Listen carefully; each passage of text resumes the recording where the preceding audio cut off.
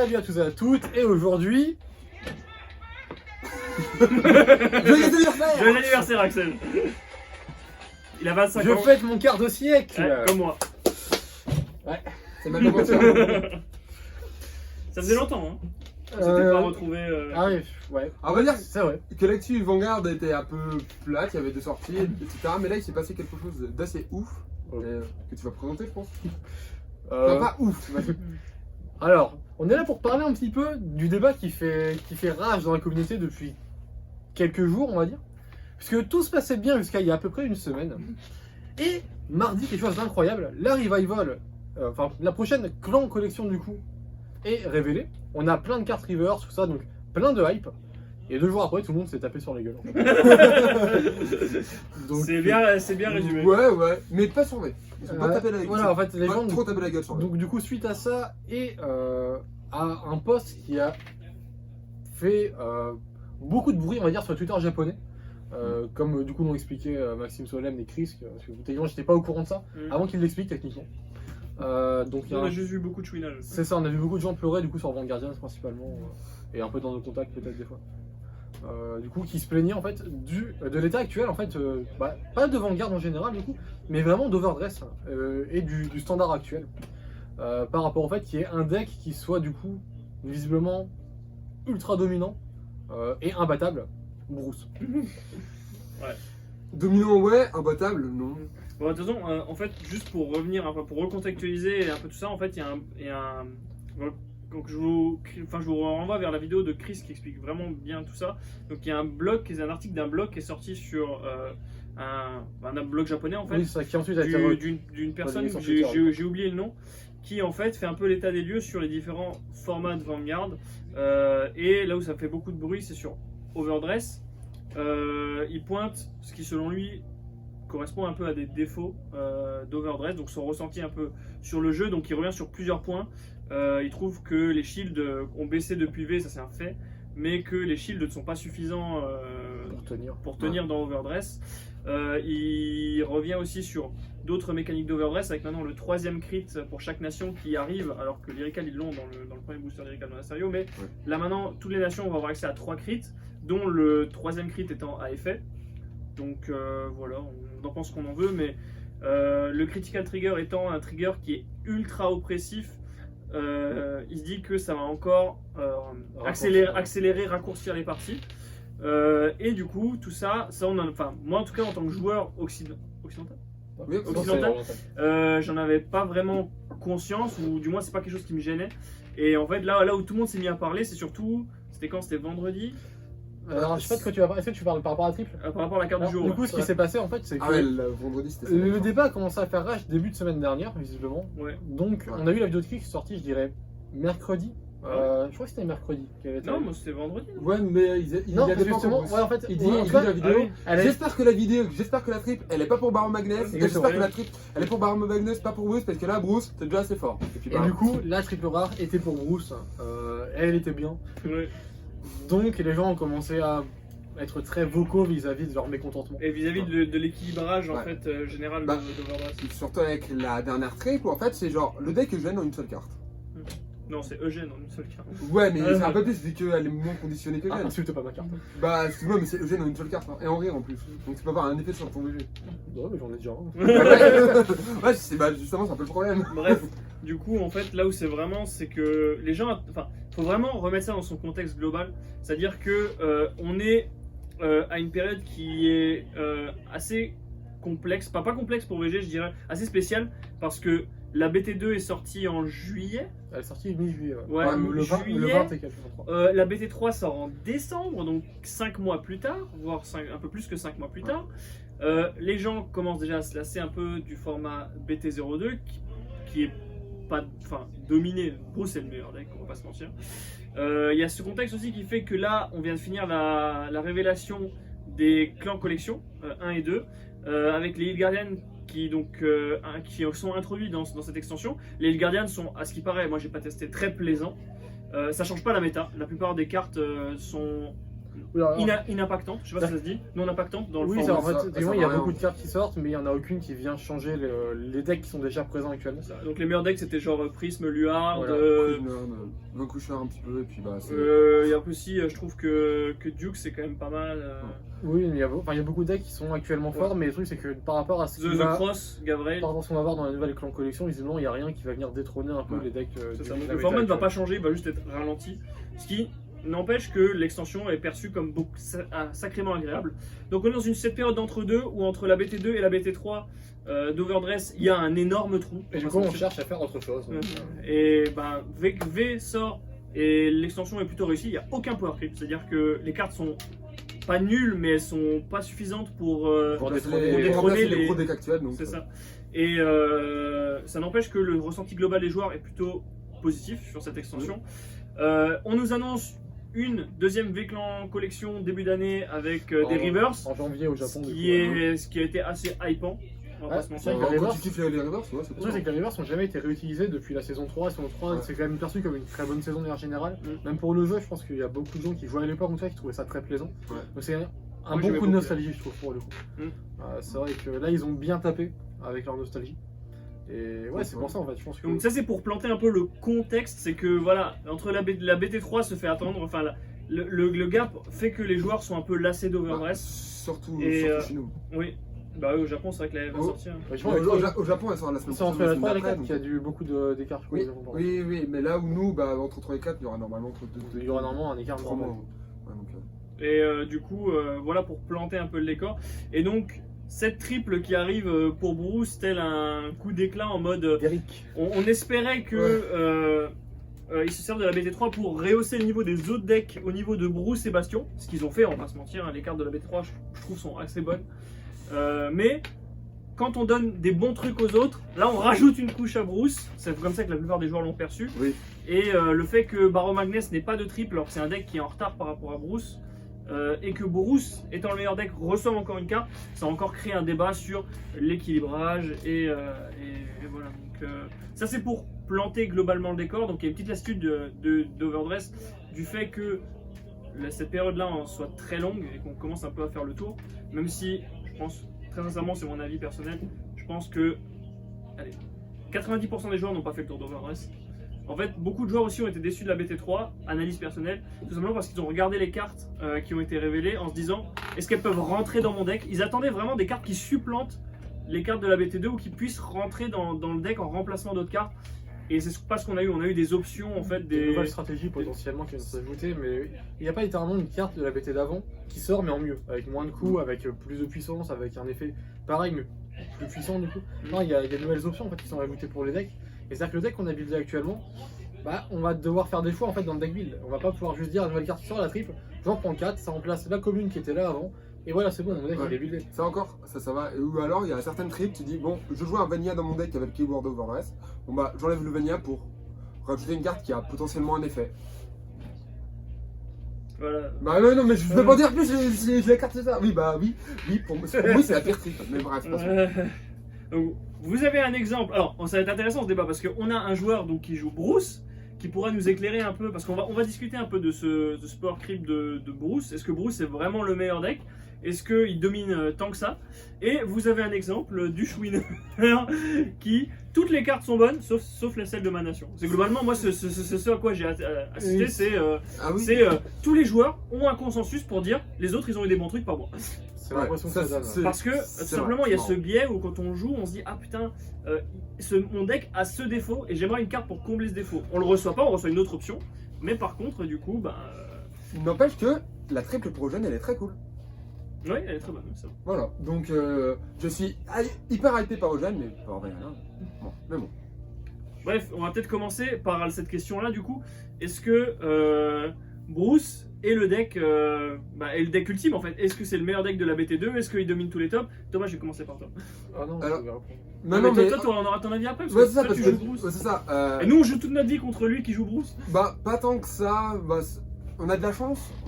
Il y a pas mal de monde. Tout le monde. Il y a pas mal de decks différents. Donc, on peut réussir à varier les match-ups. Bruce, vraiment. Bah. tout le monde pointe du problème Lénard. Lénard qui, je pense, est réellement un problème pour le deck, pour le jeu. Beaucoup disent oui, mais Bastion, c'est un deck qui joue à partir du tour 4. Bruce, J'ai dit quoi? Bastion. Ouais, bah oui, Bruce, excusez-moi. Bruce, c'est un deck qui joue à partir du tour 4, mais il y a deux autres decks qui jouent aussi à partir du tour 4. C'est Magnolia et Exaorb, voire même un peu plus conditionné parce qu'il faut Persona Ride. Et voilà. Je me désolidarise de ces propos. Ok, bah oui, bah si, ça tombe bien, si c'est moi qui l'ai dit, c'est pas toi. Donc, est-ce que le support de Magnolia et de Exaorb est au niveau de Bruce? Pour moi, non. Et est-ce que Bruce est trop fort? Je pense que oui. Je regarde pas trop les tops de ce que j'ai lu, de ce que j'ai lu voir. Actuellement, le win rate de Bruce sera aux alentours de 60% sur des stats globales. Pas du tout. Sur Moi sur Dexander, j'ai vu Oui, c'est 19%. Au format BT2, hein, je parle. 19% de win rate. 19% de win rate. C'est pas de top rate, tu veux dire? C'est top right. Ah, parce que win rate à 19%. Ah bah après je sais pas, moi j'ai vu. En fait, Non, c'est parce J'ai que vu moi, le en fait, camembert de non, Dexander, c'est 19%. Ouais, mais en fait, quand je parle de win rate, tu prends 100 games de Bruce, 500 sont gagnés. 60 sont gagnés. C'est ça. Comment ça? Pourquoi? Bah. Ah Mais pas Ah, forcément au c'est- top c'est en en fait. Pas Ah. forcément au top. Parce que dans les tops, il y a des Bruce qui vont se croiser. Parce que forcément, en match-up miroir, le match-up c'est 50-50. Oui, mais ça n'empêche qu'il y a quand même des decks, d'autres Oui. decks qui gagnent des tournois. Oui, c'est pour ça que. Ça veut dire que sur les tournois qui sont gagnés, t'as 19% qui sont gagnés par Bruce et 80% par d'autres decks. Oui, mais c'est pour ça que je ne parle pas de la domination de Bruce en tournoi, mais je parle de la domination de Bruce en tant que win rate par rapport à des cartes qui sont intrinsèquement plus fortes que d'autres. Lénard, il est très fort parce que c'est un des gros problèmes. Le support Bruce BT1, je le trouvais très cool. Marjorie et Protobulb, je trouve que ce sont des super cartes. Axel, Axel ne va pas nier. Elles sont excellentes. Elles sont excellentes. Et elles sont excellentes, elles sont toujours excellentes hein, parce qu'elles offrent plein de possibilités de combo. Mais juste en fait, tu vois Lénard et tu te dis bah c'est x4 dans le deck. Là on en revient un peu à ce que disait Arnaud. C'est bon, je vais rajouter cette carte, je vais rajouter cette carte x4 parce qu'elle supplante complètement une commune de la BT d'avant. Bah Lénard, elle a exactement fait ça. Et je pense pas que le prochain. Comment il s'appelle déjà? Derek, bon, bah, qui est plus utile que l'inspecteur que nous connaissons. Mais là, Derek, J'aurais fait un moment. Derek, il va pas rentrer x4 dans le deck parce que le truc, c'est qu'il y a déjà Lénard qui est très puissant, trop puissant. Donc Derek sera x2 x3 à batailler entre Lénard et Len et puis et d'autres slots. C'est pour ça, Bruce, je suis pas fan. La mécanique est cool, mais comparé à d'autres decks qui commencent à partir du tour 4, je trouve qu'elle est largement favorisée. Notamment avec Magnolia et Exaorb quoi. Ok, bah moi je défendrais que je pense que Bruce c'est. Je comprends pourquoi les gens se plaignent en fait, parce que c'est vraiment le meilleur deck. En fait, je sais pas si vous avez vu les cartes au Japon, mais en fait, 99% des tournois sont gagnés par Bruce. Et le 1% c'est parce que des fois en match miroir il y en a un qui perd. Mais ça arrive pas souvent. Ouais, mais là, ça a un peu changé vu que c'est. Fous ta gueule. J'ai dit 99% des tournois sont gagnés par Bruce et des Ah fois il y oui. en a un qui perd. Oui, j'avais pas cité, là j'étais full premier dernier. Oui, moi j'étais là genre impassif, genre oui. Et des fois il y en a deux qui s'affrontent et il y en a un qui perd. Et les apprends, des fois il y en a un qui perd. Mais pas toujours. Ouais. Non mais honnêtement, moi le problème, enfin j'ai pas. Je comprends que les gens se plaignent. Bruce c'est un bon deck. Et comme disait Sven dans sa vidéo, je trouve qu'il a raison sur un point, c'est vrai que en BT1 le deck était déjà assez bon. Enfin il était déjà très bon. Il se battait avec un Bastion pour la première place. C'était même sur un Bastion qui était au-dessus du coup. En termes de top en tout cas c'est ce qu'on a vu. BT2, Bruce passe devant grâce à Lénard et le fait que Bastion n'ait pas tant de support que ça en BT2 qui joue vraiment. Et BT3 du coup il rechoppe encore du support. Après à voir ce que vaut comme support Bastion parce qu'on l'a pas testé. Non. Mais du coup c'est vrai que je peux comprendre un petit peu le ras-le-bol des gens de voir Bruce entre guillemets toujours devant pendant 3 extensions.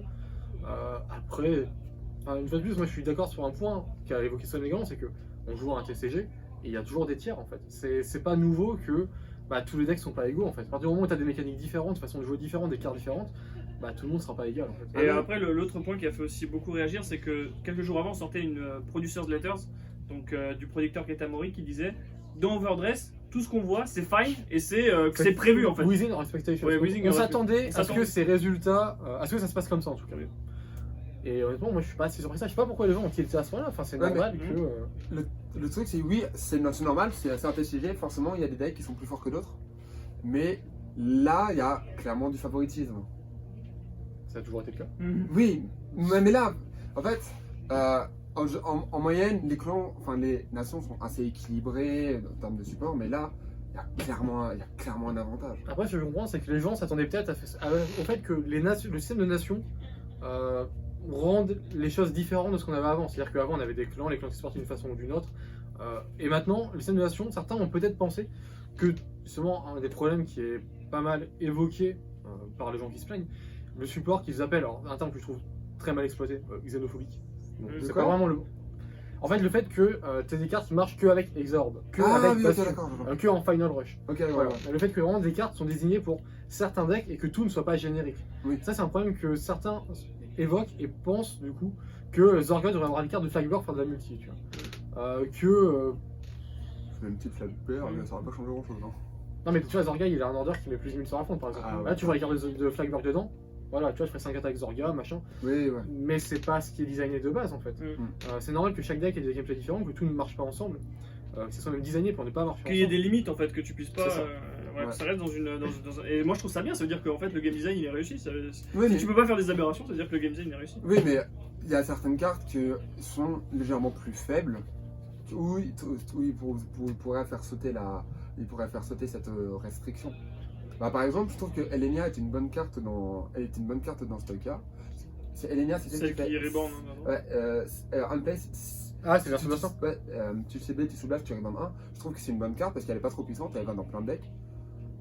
Mais alors qu'ils auraient pu rajouter, spécifier les orgas ou spécifier Manuela, et non, ils l'ont pas fait. Ouais, c'est une Après- carte générique justement. Oui, c'est ça, c'est une bonne carte. Bah, pareil avec l'Order qui fait Soul Blast toujours dans Stock. Ah, c'est pas très bien quand on sait. Ouais, voilà, c'est ça. Mm. Je trouve que c'est bien, mais et c'est comme je trouve ça bien aussi que l'Order qui donne plus 10 000 à l'affront, ça par contre, il est limité aux orgas. Ça, je trouve ça bien. Les cartes les plus puissantes qui les limitent, ouais, mais les cartes qui sont plus faibles, allez, on peut les faire passer un peu partout. Mais après, pour revenir sur ça, alors je vais juste après donner mon avis. Je sais pas si t'as fini sur. Non, en fait. Est-ce que tu ressens toi que Bruce c'est vraiment genre trop puissant? Est-ce que tu te dis ouais quand je joue, est-ce que tu te dis je vais gagner la majorité de mes games easy quoi? Alors non, je pense pas. Après, je pense que ça dépend beaucoup de la personne que j'affronte honnêtement. Parce que toi tu vois aussi les faiblesses du deck du coup. Est-ce que tu le sens super puissant? Est-ce que tu le sens? Et comme en fait, ça dépend de l'adversaire. L'adversaire qui va essayer de me rush, qui va essayer de jouer vraiment sur mon early game un peu plus faible, où mon meilleur truc c'est peut-être Cold Aiden Delenard pour counter rush. C'est quelqu'un qui déjà ne fait pas d'early game contre Bruce, oui, il va se sentir mal parce que il va prendre la sauce mais il n'aura pas commencé vraiment à jouer. Donc forcément, je pense que si on joue mal contre Bruce, on le ressent très très vite. Laisser des backrows peut-être quand tu n'en as pas besoin, tu vois. Pour du coup éviter de te prendre des Lennart qui tapent des colonnes complètes. Il y a pas mal de petits trucs qu'on peut faire pour jouer autour de Bruce et pour se préparer au match-up en fait. Et j'ai Ne serait-ce peur, que rien laisse pas laisser de boost derrière son manga. j'ai peur que la plupart des gens qui critiquent Bruce ne jouent pas forcément très bien contre non plus. Attention, je dis pas que Bruce est un mauvais deck, au contraire c'est un très bon deck et c'est un deck avec lequel je suis assez confiant en jouant avec parce que oui, le deck une fois que tu arrives au tour 4, t'as plein d'effets qui s'enchaînent. C'est fort. T'as de la Ah bah oui, multi, bah, t'as de Personne la- ici va dire que Bruce est nul. Hein. Ah bah de toute façon oui, c'est de la multi, de la pioche, de la toolbox, enfin tu fais quasiment ce que tu veux entre guillemets. Ouais, mais là, Du coup, attends, je vais juste. Vas-y, moi, vas-y, moi, vas-y. moi, Et dire ce que je- également, juste le deck n'est pas restreint par CCB non plus, il est quand même assez libre. La Soul, il y a moyen de jouer plutôt bien avec. Donc vraiment le deck Mais peut je peux faire te beaucoup retrouver de bloqué choses. aussi. Tu peux te retrouver, ça peut arriver. Et il y a beaucoup de power-up qui traînent, parce que du coup on a des orders qui gagnent plus 10 000, on a Marjorie qui gagne plus 10 000, on a le Dobber qui gagne plus 10 000 sur, 10 000 sur une carte. On a des boosts qui sont déjà inhérents de base au fait d'être en Final Rush. Et on peut même également recycler notre Personal Ride avec Protobell. Donc il y a beaucoup d'armes disponibles pour Bruce. Mais j'ai peur que les gens soient très vocaux en ne jouant pas forcément très bien. C'est peut-être pas très bien préparé à jouer contre le deck aussi. Bah, moi, je veux juste donner mon avis, mon ressenti. Alors, c'est que mon ressenti, hein. Mais je trouve que Bruce, c'est le meilleur deck, mais il me gêne pas. Parce qu'en fait, je le trouve pas unfair en fait. Je trouve que. Moi, j'ai beaucoup joué en tournoi, ne serait-ce que récemment ici, ou à la boutique, ou dans d'autres boutiques d'ailleurs. Le constat, il est simple. D'après toutes les tier lists, je joue Orphis, donc un deck tier 2. Malgré tout, bah, je me sens pas. Vaincu d'avance en fait. Ouais, c'est Ouais. ça, voilà, c'est exactement ça. C'est pas de nos Je matchs. me sens pas submergé par Bruce. En fait, je me dis pas, putain, je tombe contre Bruce, je peux pas gagner, tu vois. Pareil avec n'importe quel deck, en fait, n'importe quelle nation. Hier, on a fait un petit tournoi sur le Discord. Bon, c'était un petit tournoi à 6 joueurs où on a switch un peu contre tous les decks. Il y avait tous les decks qui étaient représentés. Et en fait, le mec qui a gagné, c'est Cyril qui jouait Magnolia, qui a fait 5-0. Donc, en fait, quand on voit les tops de tournoi, en fait, c'est pas Bruce qui gagne tout le temps. En fait, il y a vraiment beaucoup de decks qui arrivent. Même la dernière fois, on a fait une game Bruce contre Ouais, Prison. contre Prison, c'était ultra serré. Donc moi je me sens dépaysé, enfin je me sens, comment dirais-je, en infériorité avec aucun deck, même si, on va se mentir, Lennart c'est vraiment très fort. Hein. Lennart c'est vraiment pour moi la carte la plus forte, mais elle me gêne pas, très sincèrement, parce que je me dis, si je joue bien, et si j'ai les armes, parce qu'Orphis a les armes, il peut pop des tokens derrière le Vanguard, donc si je joue bien, je peux jouer au tour. Si je garde les Lénards au bon moment, si je gère bien mes ressources, si je time bien mon aggro, je peux jouer au tour. Et du coup, c'est là où je suis pas d'accord avec toi, c'est que Bruce, en fait, il fait vraiment rien avant le T4, alors que Exaorb, elle a toujours ce petit effet de je donne 10 000 quand je drive check un trigger, donc je peux mettre la pression, je peux faire des colonnes, je peux contrôler un peu mon top deck, je peux super call des trucs, donc il y a quand même un jeu au T3, alors que Bruce, il a pas du tout de jeu au T3, c'est basiquement right tap, on arrive T4, final rush, et là je dégage. Mais pour le coup, Bruce, moi, c'est pas un deck qui me gêne, on va pas se mentir. Je trouve que Overdress est plutôt bien équilibré, même si Bruce est quand même au-dessus. Moi, j'ai aucun problème avec Overdress à ce niveau-là. Et ce qu'on voit aussi en top de tournoi, en fait, c'est que Bruce, ben, ça gagne pas tous les tournois. Meilleur exemple que je donne à chaque fois, le FRF avec Chris et le crossover entre Chris et WCC, ils ont fait un grand tournoi online. Bruce, c'est le deck le plus représenté du tournoi. Il n'y a pas un seul en top 8. Pas un seul en top 8. Donc ça prouve bien qu'en fait tous les decks peuvent gagner, tous les decks ont leur chance, malgré le fait que Bruce c'est celui qui a les meilleures armes, mais c'est pas celui qui. Il est pas clairement pas imbattable en fait. Ouais, mais dans les top tournois aussi, il y a une variante à prendre en compte. C'est qu'en début de partie, en début du tournoi, les Bruce sont peut-être tous affrontés, ils se sont cannibalisés entre eux. Et après, il en restait quelques-uns. Ouais, mais quand on a 21, quand même, c'est énorme. Si on part du principe que. Ouais, mais regarde, imaginons au T3, il y en a. Imaginons au T3, tous les Bruce affrontent les Bruce, il y en a la moitié qui Du perd. coup, t'en as forcément qui gagne. Bah oui, non, mais t'as été une autre moitié. Après, il suffit qu'ils aient une mauvaise sortie ou alors qu'une personne connaisse parfaitement le match-up et du coup, bah, ils baissent tous. Et Bah, puis, du coup, c'est battable. Du coup, quand tu Oui, reviens, tu bah peux oui. gagner. Mais je trouve ça un peu, c'est battable forcé pour une fois de, qu'ils je trouve sont ça un tous peu forcé de cannibalisés. dire ouais, bon, Bruce ça gagne pas parce que bah, pas de chance, ils sont tous affrontés, pas de chance. En fait, c'est toujours des circonstances à côté, mais les résultats sont là en fait. C'est que Bruce, c'est un deck qui est le meilleur deck du format, on va pas se mentir, mais c'est clairement pas imbattable. Je suis Bah, d'accord. Heureusement que le deck, c'est pas genre, bah, c'est pas un tiers 0 absolu, c'est un solide tiers 1. Enfin, et du coup, est-ce que ils avaient besoin de cette carte, de cette triple rare? Direct. Non. Non, pas du tout. Est-ce que cette carte va au final être si forte que ça? On sait pas, faudrait la tester. Bah, elle est pas. Déjà, au moment où Elle on est pas parle, nulle. Elle est pas nulle. la BT3 n'est pas encore sortie au Japon, il reste encore quelques Dans commandes. cette etc. semaine, je crois. Donc bah, forcément on n'a pas déjà les premiers retours de la BT japonaise. De même que là chez nous, l'Erical ça sort dans environ un mois. L'Erical qui va apporter Warbeast qui est un excellent deck, qui est bah, là on peut peut-être le dire un autre T1 très solide, qui a au Japon du coup ça a diminué l'impact de Bruce dans les tournois.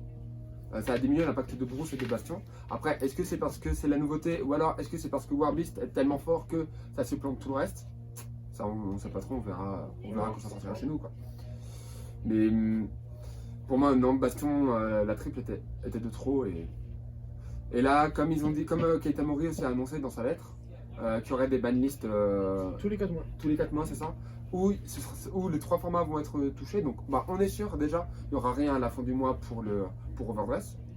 À voir après donc déjà la sortie de la BT3. Et puis aussi bah, comment va évoluer le format japonais, comment va évoluer notre format. Et aussi pareil, un truc qu'a dit Chris que je trouve assez pertinent, c'est que dans cette lettre, justement, il disait que l'Irical n'allait avoir qu'un seul support par an. Et là, dans les dernières, dans la stratégie qui a été la semaine dernière, je crois, Mardi dernier. ils ont annoncé que l'Irical allait avoir 2 sets par an. Et justement, ils posent la question de pourquoi. Est-ce que du coup, c'est parce que parce que le power creep est tellement puissant Qui a besoin d'avoir un set. est-ce qu'il y a besoin d'avoir un set tous les 6 mois? Il y aura un set tous les 2 autres sets en fait, techniquement. Oui, c'est ça. Si on a 4 sets par an. Donc il manque 4 de Monasterio, c'est un tous les 2. Quoi. Oui, ça, en fait, c'est les 6 mois. Quoi. Ce qui est beaucoup en vrai. Oui, ce qui est beaucoup. Surtout qu'il y a combien? Il y a 6 decks. Il y a actuellement 6 decks. Il y a actuellement 6 decks, donc ça va peut-être augmenter. Donc, est-ce que c'est pour pallier un potentiel power creep? Ou alors est-ce que c'est pour. Les ventes ont été tellement bonnes que du coup Ouais. ils font un 2-7 par an. Ou est-ce que c'est trop dur de soutenir un deck pour un an? un set deck pour un an? Ouais, C'est bah, possible aussi. On avait vu avec V où quand un set Bermuda sortait, il dominait pendant au moins 6 mois jusqu'à ce que les autres decks aient du support. Quoi. Après, Donc, ce qu'il faut faire un petit peu par là-dedans, c'est qu'ils donnaient l'impression d'avoir vraiment tout planifié. Et là, ils ont déjà fait très vite un retour en arrière, entre guillemets, en disant c'est un par an.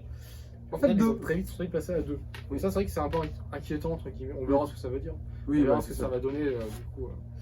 le fait d'avoir un nouveau set aussi rapidement. Mais c'est vrai que, honnêtement, je trouve ça un peu inquiétant personnellement. Le fait qu'ils aient changé d'avis aussi rapidement. Mais bon. Bah, ou alors ça veut dire qu'ils sont à l'écoute. Oui. peut-être. On sait pas, mais moi en tout cas, si je peux donner mon feedback, et ce sera un peu en office de conclusion, moi Overdress, je suis toujours totalement ravi, le jeu me plaît. J'aime en fait actuellement ce qui est bien, c'est que j'aime tous les formats de Vanguard en fait. Je peux jouer à tous les formats, il n'y en a aucun qui me dérange. Les Hill Guardian viennent ralentir V et compenser le Ouais. dice roll. On ne les a pas encore testés. On les a pas encore testés, mais à ce qui paraît c'est vachement De agréable. toute façon, ça peut pas accélérer le format. Oui, ça veut pas que j'ai la forme. De toute façon, au pire des cas, je m'en bats les couilles parce que je joue déjà pas à V. Si les Hill Guardian c'est pas agréable, bah, je continuerai de pas jouer en V et Ça va en premier. ça me gênera pas. Ouais, je jouerai en premium, je continuerai le premium. Moi j'aime bien le premium avec la balise des gentlemen qu'on a fait qui était assez cool. Là, ils ont annoncé une surveillance sur le premium enfin. Je sais pas si vous vous souvenez quand on a fait la vidéo de ce qu'on attendait sur Overdress, Bah, de sur ce qu'on attendait Twitter, de vous l'ère qui est à Mori. On se disait Bah. une surveillance du premium s'il vous plaît, et là ça a été confirmé. Du coup, on aurait la banlist demain, au moment où on enregistre cette vidéo. Et de V, peut-être. Et de V peut-être, mais j'y crois zéro. Et donc voilà, moi je suis absolument ravi. Je trouve que Overdress c'est assez cool. Après, ce qu'on espérait d'Overdress également, du coup, il y a 6 mois à peu près, c'est de la rigueur de la part de Bushiroad et ça a l'air d'être le cas de ce qu'on a actuellement. En tout cas. Je trouve que ça a l'air d'être plutôt bien. Donc là, il y a ce truc qui me fait peur, c'est ce qu'on disait avant, l'unification de Monasterio qui me fait un peu peur, le fait que ça ait bougé. Mais en dehors de ça, je trouve que ce qu'il nous a montré Keita Mori, c'est assez sérieux actuellement en tout cas. Et j'espère que ça va le rester du coup. Bah, c'est sérieux, mais toi t'es ok pour la rigueur. Et bah, moi, comme j'ai dit plus tôt dans la vidéo, j'émets toujours des réserves par rapport à Bruce. Peut-être que. Ça se trouve, après, peut-être que Bruce, imaginons, comment il s'appelle, Danji, il meurt, il se fait renverser par une voiture, et là, on ne voit plus dans la série animée. Et du coup, bah, forcément. J'adore. Non, parce que du coup, dans la saison 3, c'est un isekai, il est dans notre monde, et du coup, là, il est du nouveau Super Bruce, il y a une voix de Bruce. Putain. Ou c'est un fantôme, il y a un crossover vampire aussi. Oh, bref, peut-être que là, ça peut-être. Après, ça va être fou pour Gridon et pour Baron Magnus. Ça va. Peut-être, hein, vu qu'ils sont à l'écoute et que ça fait un peu de bruit. Non, ça n'a pas fait un peu de bruit. Pour Zazan, ils avaient bougé pour moins que ça. Bon, je sais pas si je pense dirais pas. moins que ça. Il n'y a pas eu un hashtag genre Bruce à zéro. Hein, mais, Oui, non, mais. Non, parce que dans moi je pense que Zazan ça fait beaucoup plus de bruit dans la communauté Non, internationale. Mais en et, fait, dans l'article de Trailer Ball Laser, qui est sorti avant le reveal de cette triple, ça pointait déjà que des problèmes, notamment avec Bruce, notamment avec le crit qui est déjà arrivé, donc c'est très tôt, et on n'a pas de flexibilité comme on peut avoir. Enfin, on va pouvoir jouer 12 crits très facilement dans beaucoup de decks, parce que on n'a pas, comme en premium, des stands qui combattent avec notre deck, on n'a pas des draw PG comme en V Premium, donc forcément en fait le choix de 4 heals, un over trigger, le reste en crit, ça va s'imposer. Il pointait ça comme problème. Enfin, il va je suis s'imposer. pas spécialement entre guillemets. d'accord, hein, parce que c'est pas 20 shield comme les fronts. Oui, non, mais c'est pour ça que j'utilise Cyril des nous a guillemets. montré hier que jouer 4 draws c'est peut-être pas si mal. Non, mais c'est pour ça que j'ai utilisé des guillemets en Oui. disant va s'imposer. Mais Parce que pareil, dans son c'est article, loin c'était d'être une entièrement. certitude Oui, du coup. mais c'était dans ce qu'il disait dans son blog, c'était théorique. C'était sur la sortie. Oui, mais c'était sûr qu'au bout d'un moment il y avait à avoir 3 crits différents. Oui, mais c'était tôt. Regarde, on a pu rajouter vraiment des crits sans trop perdre dans V une fois que les crits sentinelles sont sortis. Oui, mais même avant, hein, dans Et- Vanguard, tu pouvais jouer 12 crits, les gens ne jouaient pas 12 crits, et c'était la même configuration qu'Overdress, les PG c'était des G1, le shield était principalement concentré dans les... Ouais, mais les c'était triggers, dans. les- C'était. Pour des C'est souvenirs bon. que j'ai Oui, de bref, DG on s'éloigne du débat, c'est pas très on intéressant. parlait toujours du power creep et de cette lettre de qu'est-ce qui a fait débat, et le troisième creep a fait débat.